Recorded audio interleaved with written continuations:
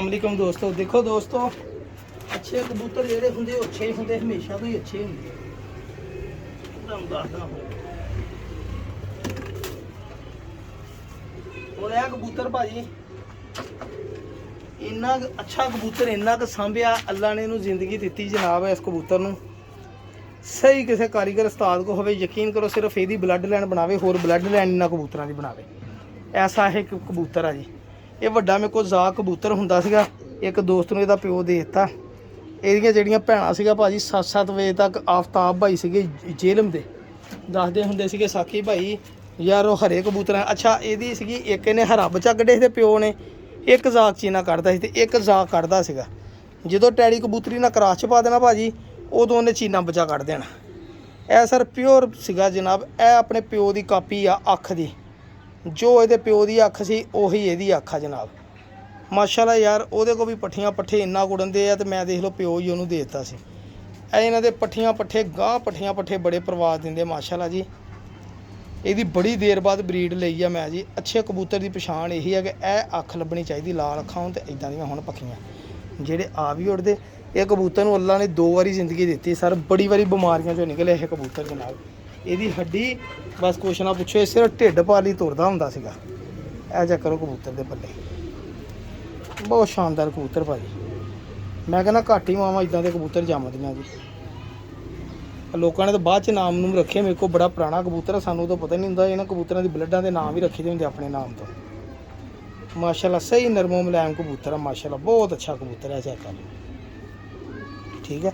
ਕਰੀਬ ਵੀ ਆ ਕਬੂਤਰ ਚੈੱਕ ਕਰੋ ਦਿਮ। ਅੱਛਾ ਜਦੋਂ ਦਾ ਗਰੀਬ ਆਇਆ ਵਾ ਹੈਗਾ ਬਰੀਡ ਜੀ ਆ, ਤਾਂ ਬੱਚੇ ਫੇਰ ਨਹੀਂ ਮੇਰੇ ਕੋਲ ਇੱਕ ਦੇ ਲੈ ਹੋਏ। ਹੁਣ ਇਨਸ਼ਾਅੱਲਾ ਮੈਨੂੰ ਯਕੀਨ ਆ ਕਿ ਬੱਚੇ ਕੱਢੇਗਾ, ਉਹ ਬੱਚੇ ਲਾਂਗੇ ਨੇ। कैसा मेनटेन कबूतर है, बहुत बरीक तिलियां दे मालक पर ए चक्कर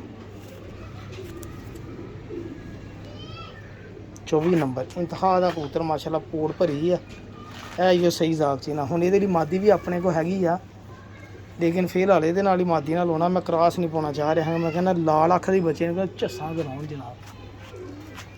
बच्चा देखो पढ़िया, तुहानूं बच्चे का भी शौक होना। ਬੱਚਾ ਪਾਲ ਕੇ ਗਾਂ। ਅੱਛਾ ਜੀ ਇਹ ਇੱਕ ਬੰਦੇ ਕੋਲ ਲਿਆਂਦੀ ਸੀਗੀ ਜੀ, ਉਹਦੇ ਘਰ ਦੇ ਡੱਬ ਵਾਲੇ ਕਬੂਤਰਾਂ ਦੀ ਬਲੱਡ ਲਾਈਨ। ਡੱਬ ਵਾਲੇ ਨਹੀਂ, ਕਸੂਰੀ ਕਬੂਤਰ ਸੀਗੇ ਜੀ। ਇਹ ਮਾਦੀ ਮੈਨੂੰ ਬੜੀ ਪਸੰਦ ਆਈ ਸੀ। ਇਹ ਮਾਦੀ ਉਡਾ ਕੇ ਉਹਨਾਂ ਨੇ ਜੋੜੇ ਲਾਏ ਸੀਗੇ ਜੀ। ਇਹ ਮਾਦੀ, ਇਹਦੀ ਇੱਕ ਹੋਰ ਭੈਣ ਆ, ਉਹ ਵੀ ਜੋੜੇ ਲੱਗੀ ਜਨਾਬ। ਇਹ ਲੋ ਭਾਈ ਜਾਨ, ਬਹੁਤ ਅੱਛੀ ਮਾਦੀ। ਮੈਂ ਕਿਹਾ ਜ਼ਰਾ ਬੱਚੇ ਤੇ ਜ਼ਰਾ ਐਤਕੀ ਡਾਵੇਂ ਤਾਂ ਮਜ਼ਾ ਆ ਜਾਵੇ ਜਨਾਬ। ਇੱਦਾਂ ਦੀਆਂ ਫਿਰ ਬਲੱਡ ਲਾਈਨਾਂ ਬਣਾ ਕੇ ਨਾ ਫਿਰ ਝੱਸਾ ਬੰਦਾ ਲੈਂਦਾ ਰਹਿੰਦਾ ਭਾਜੀ। ਚੈੱਕ ਕਰਦਾ, ਚੈੱਕ ਕਰੋ ਮਾਦੀ। ਦੋਸਤੋ ਮੈਂ ਸ਼ੌਕ ਕਰਾਉਣਾ ਹੁੰਦਾ ਕਿ ਦੋਸਤਾਂ ਨੂੰ ਕਬੂਤਰ ਪਸੰਦ ਹੋਣ, ਦੋਸਤ ਮੇਰੇ ਕੋਲ ਲੈਣ। ਜਿੱਦਾਂ ਦੀ ਉਹ ਲੱਭਦੇ ਨਾ ਕਿ ਵੱਡੀਆਂ ਛੱਤਾਂ ਤੋਂ ਲੱਭਣ, ਲੱਖ ਦਾ ਜੋੜਾ ਜਿਹੜਾ ਲੱਭਦਾ। ਸਾਡੇ ਨਾਲ ਰਾਬਤਾ ਕਰਿਆ ਕਰੋ ਭਰਾਵਾ, ਅਸੀਂ ਲੱਖ ਦਾ ਤਾਂ ਨਹੀਂ ਦਿੰਦੇ ਜੋੜਾ, ਲੱਖ ਦੇ ਬਾਹਰ ਜੋੜੇ ਕਿੰਨੇ ਹੀ ਦੇ ਦਿੰਦੇ, ਤੁਹਾਡੀ ਗੇਮ ਬਣ ਜਾਂਦੀ ਜਨਾਬ। ਇਹ ਬੜਾ ਵੱਡਾ ਬੈਨੀਫਿਟ ਆ। ਹਾਂ ਪੂਰੀ ਗੇਮ ਹੀ ਲੱਖ ਦੀਆਂ ਦੋ 3 ਗੇਮਾਂ ਆਉਂਦੀਆਂ। ਉਹ ਕਬੂਤਰ ਦੇਖੋ ਮਾਸ਼ਾਅੱਲਾ, ਸ਼ਾਮ ਦਾ ਟਾਈਮ ਇਹ ਦੇਖੋ, ਇਹਨੂੰ ਬੜਾ ਸ਼ੌਕ ਆ ਉਡਣ ਦਾ ਭਾਜੀ। ਕਬੂਤਰ ਬੜੀ ਚੱਸ ਕਰਾਉਂਦਾ, ਰੱਜ ਕੇ ਦਾਣਾ ਖਾ ਕੇ ਫੇਰ ਉੱਡ ਜਾਂਦਾ ਜੀ। ਇਹ ਲੋ ਭਾਈ, ਇਹ ਲੋ ਬਿਸਮਿल्लाह ਜੀ।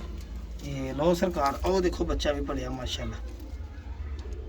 ਮਜ਼ਾ ਆਉਂਦਾ ਨਾ ਇਦਾਂ ਜੋੜਿਆਂ ਦਾ, ਮਜ਼ਾ ਆਉਂਦਾ।